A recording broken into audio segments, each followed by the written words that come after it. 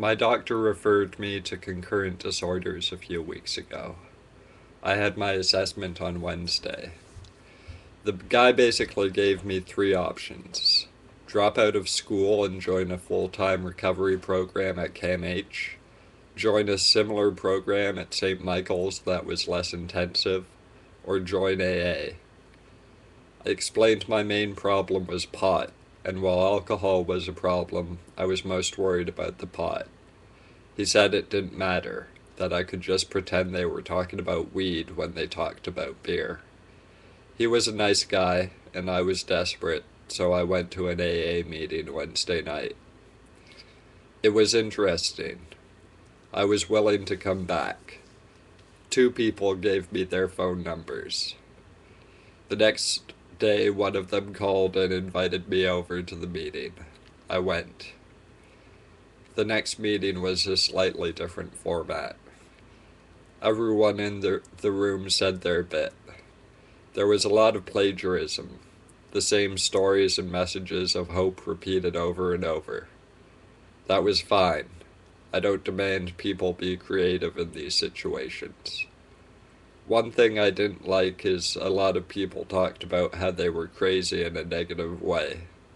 I know there are negative ways people can be mad, but they were using it like a racial slur.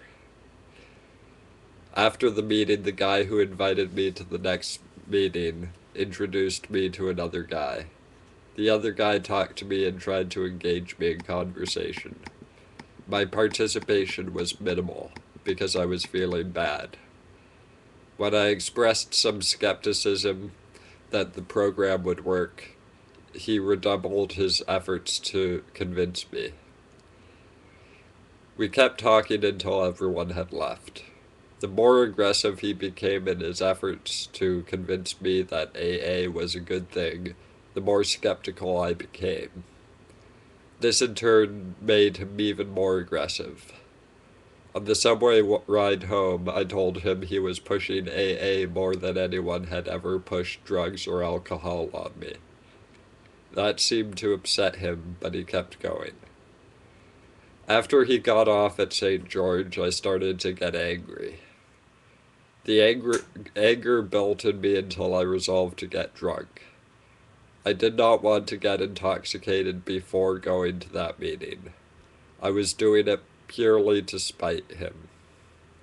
I was so angry and so happy that I was angry, because I haven't been angry in a long time.